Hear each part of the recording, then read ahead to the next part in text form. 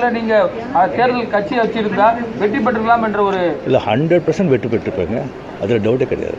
But ஆனால் அந்த bus miss பண்ணிட்டீங்கன்னு நினைக்கிறீங்களா? யார் யாது கேட்கிற கேள்வியை பார்த்தா ரிப்போர்ட்டர் மாதிரி தெரியல. 2 நாள்ல சொல்லக்கூடியது ஜோசியமா தான் இருக்க முடியும், 6 நாள்ல சொல்லக்கூடியது அப்படித்தான் இருக்க முடியும், 15 நாள்லயும் அப்படித்தான் இருக்க முடியும். அதான் ஒரு 6 மாசம் உங்களை மாதிரி தான் பாக்குறேன், வேடிக்கை பாக்குறேன்.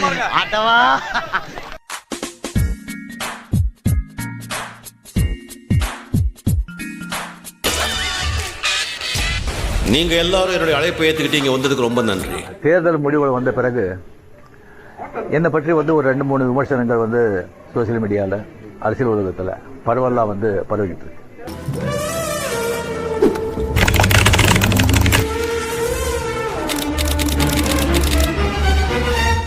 என்ன விளையாடுறீங்களா?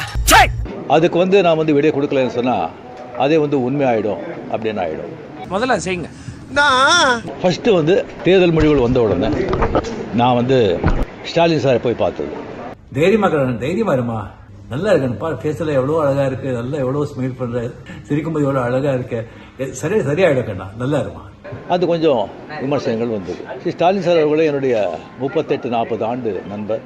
எங்களுடைய நட்பு கொள்கைகள் அரசியலுக்கு அப்பாற்பட்டது. நட்ப கூட கற்ப போல என்னுவே. ஜனநாயகத்தில் வந்து தோல்வி வெற்றி சகஜம்.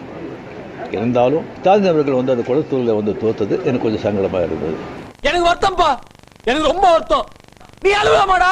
அதுக்காக ஒரு நண்பனுங்கிற முறையில், நட்பு முறையில் அவரை போய் நான் பார்த்தேன். அதுக்கு வந்து நான் வந்து இங்கே விஜய் வந்து சிஎம் ஆகக்கூடாது, இப்போ அவருக்கு வரக்கூடாது, அதை தடுக்கிறதுக்கு வந்து ரஜினி அங்கே போயிருக்காங்க அப்படின்னு சொல்லி விமர்சனங்கள் வெளியே வருது.